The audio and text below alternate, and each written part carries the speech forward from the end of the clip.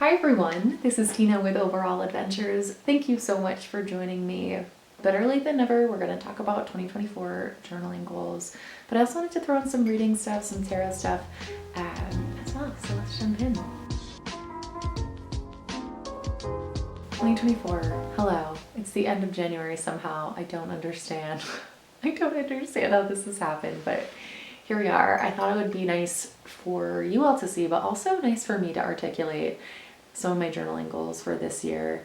I've been journaling for so long and my life has changed so much over the years, but of course ever since having a baby, that my journaling I feel like is still just not what it used to be, and I still don't feel like I'm in my groove yet. So I'm just gonna start with my plan for just like traditional journaling. What I've got is just a B6 Danica 58 notebook. I don't know what paper this is, but I'll link it down in the description box below. I am about a quarter of the way through, a little more than a quarter. And like it's funny, I was writing this a couple of days ago, like I feel like I'm in a motel, or a hotel. Like I'm just like visiting this journal. It doesn't feel like it's mine yet. And I'm sure you all can guess number one reason why it doesn't feel like it's mine. It's because I haven't done anything with this cover. Like I just like feel like I'm visiting. I don't know why. This is applying to other areas of my life too, but this is like I don't feel at home in this notebook yet for some reason, even though I've like written in here so far. So I need to fix that. So my first kind of like journaling goal I would say is like I need to do some collage. I need to like get back into that, like with like glue and like tearing paper again. Like I think it'll feel like really good, and I need to do something with this cover. I'm thinking that it's time that I start making denim covers. I think it's just time. Like I need to just start playing with it. I have a sewing machine. I have so many like great crafty things, and I think it's time to start playing with this. So I'm saying it to you all so that I can keep myself accountable. I don't want to feel like I'm just like half in my notebooks, which is how I've been feeling for quite some time. So I love B6 size. It's, I think, my favorite notebook size, I think. And I love the paper. I love my fountain pens. Like there's no reason why I shouldn't love this. And I just feel like I'm visiting. So that is journaling goal number one in my traditional notebook. I gotta love this, like, and I don't. So that's where I'm at with that. My second thing that I've been doing is I have been keeping up with a journal for my son Hank. In 2024, I want to continue keeping this up. I really just like write in it whenever. Like I don't have any kind of guidelines for myself on it. It just could be like something big happens that I write, or nothing really happens, but I just feel like writing him something. So I've been keeping this up throughout the first year. I really haven't written too much. But it's nice to kind of just like have something going at such a slow pace. Like I just don't feel any pressure. And that's been really sweet. So I'm definitely going to keep this kind of going in the background. I've never done something like this before in all my years of journaling. So it's kind of weird to have a notebook that it's just like there and I'm here for the long game. Like I am not trying to finish this anytime soon. It's different. It's different. So definitely keeping up with this. And then the last like kind of thing that I'll be continuously visiting is my Hobonichi, which is my planner, but also my journal as well, kind of. So I've just used my Uniball Jetstream and then my all reliable white Lamy Safari that I've had forever. It's my only fountain pen at this point. It's just, yeah. So if you haven't seen any of my other Hobonichi videos, you should check them out. But basically, I'm using this as a planner. I do a little bit of gratitude. I do a little bit of like tracking, habit tracking, routine tracking. And then, the daily pages. Me and the daily pages are still confused. It's been going on all last year. It's still continuing. I'm writing every day. Sometimes it's just like a random list of things that make me feel better.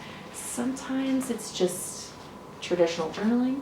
And somebody asked me in the comments, like, so how are you doing like a daily page of a journal entry and then also doing a regular journal? And I'm like, oh, that's such a great question. I don't know, because half the time I start in here and then I of course run out of room because I'm not used to just having 1 page a day. I'm used to having as many pages as I need. So it's really weird to like, sometimes what I end up doing is I write a page and then like I don't finish and then I go into my journal. It's so strange, or vice versa. So I would say my goal for the Hobonichi, specifically for the daily pages, is to figure it out, like what would actually be helpful and useful. It's got to be like extremely low maintenance, because coming in here every day, like I want it to be functional. Like I want it to help me in some way in my life. And if it's not word vomiting, which is fine, like that's what my journal is for. I think that's why I'm feeling like a little bit split here, because I'm like, what am I doing with these dailies? This is changing, everything is changing. So I don't know, help me. What do you think I should do with the daily pages? Because I want it to be like really easy to maintain and something that I'm excited about and look forward to. That's not the case right now, so we'll see. So these are the 3. This is really it. This is what I'm maintaining this year. If I finish this, I'll go on to a new notebook. Of course, I have so many lovely notebooks to try. So that is that. This is a Lecture 1917, Overall Adventures. And this is just my book for YouTube ideas. I like having something totally separate than these. So I don't really maintain this. It's more just like ideas and scraps. So that's that. And then a bunch of you were asking me at various points to talk about reading and my reading goals and what's my reading like. So I thought that would be kind of fun to talk about.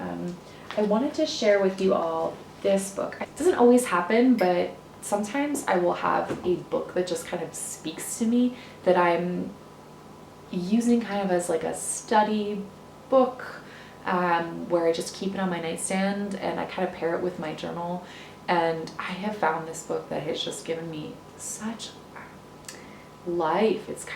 It's been such a light for me.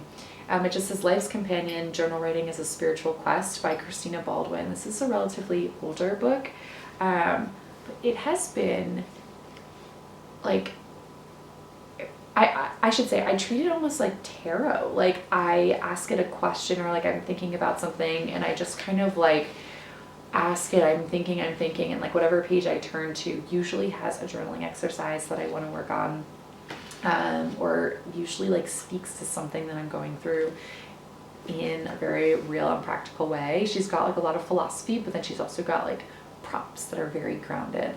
So this has been super helpful to pair with my journaling. So goal wise, like I just kind of want to keep going with this. I don't have pressure. It's not like I'm reading this book like in order. I'm just kind of like letting this be free, and it's been so soul filling. So if you're curious about Christina Baldwin, she is a long-standing kind of journaling guru. So definitely check out this book. I also want to keep up with tarot. I really don't talk about tarot on this channel. I don't think I've ever talked about tarot on this channel. Tarot and pulling tarot cards, hello cat, is something that I have been doing since I was in high school. I'm not like a collector of tarot cards. I have one that is just like my soul deck, I guess, and it is Voyager Tarot. I have had this deck for 15 years. I got it in college, so yeah, probably 15 years. It is all that I need. I adore it. It is a collage deck, so every card is, oh, it feels weird to show you all for some reason, but every card is a different image and collection of images, and I just think it's really beautiful. So I will continue to keep up with these. I think the reason why I'm showing you this is because part of one of my journaling goals is to incorporate more tarot this year. I've seen so many people kind of like, and have good journaling friends who use these as like part of their daily practice. Tarot for me is not something that I typically pair with journaling. Like I pull tarot and then I'll write about it if I need to, but I often just kind of do tarot when I need tarot and I journal when I need to journal. But it would be kind of interesting to see how these two work. So that is definitely a goal that I have for this year. I just love these cards so much. They've given me so much over the years. Oops. So I think it would be kind of fun to figure out a new way to use them. Anyway, so in terms of reading, I know a few of you have asked, what are my reading goals? If you're curious, I do have a Goodreads account. I'd love to be friends there. You can see what I'm reading. I love writing reviews. It's just a lot of fun. I just love reading so much. And somehow this year I have wound up in 3 book clubs. I don't know how it's happening, but it's happening. I've always wanted to be in a book club, and all of a sudden they're happening all at the same time. So I have one just book club for moms in my town, which I'm really excited about. And then I've got one with some journaling friends. And then I've got one with my husband. We just decided, we were like, let's just start a book club, just the 2 of us. And it's been amazing. So with him, we're reading the Mistborn series, and Brandon Sanderson, my husband's really into fantasy, and I'm like, it's so funny. I always say like, I'm on the fence about fantasy, but then every time I read them, I'm like, I love these so much. So I am adoring Mistborn. I feel like it's getting us through the winter. But in terms of myself, you know, I set last year a goal for like 20 books. This year I think I said 30. I'd like to get back to 50. I used to read like 50, 55 books a year. That was always like my goal. But obviously since having a baby, I'm like, we gotta just be gentle. We gotta be gentle. But I'll be reading a lot of fantasy with him. I'll be reading a lot of contemporary with my book club in town. And then that leaves like, what do I want to read? I feel like I always try to like balance it. I love reading a wide breadth of books. So that means for me like really new contemporary books mixed with classics of like books that I should be reading. I know I want to read in my lifetime, with a mix of like YA and just some fun fantasy as well. So I really try to like change it up as often as I can, to keep me engaged in reading, but also just to like, when I look back on the year, it's nice to just see like I read like just a variety. I've thought about like doing yearly themes or like quarterly themes of like, okay, I'm gonna read classics this quarter, and like for me it just doesn't work. Like I need the kind of flow, the back and forth of like a fun action-packed fantasy with a kind of like magical realism book with like nonfiction. So it's like I need the back and forth. So there you have it. Those are my journaling goals, my reading goals. That's kind of like where I'm at overall. We'll see if it changes. I'm sure it will.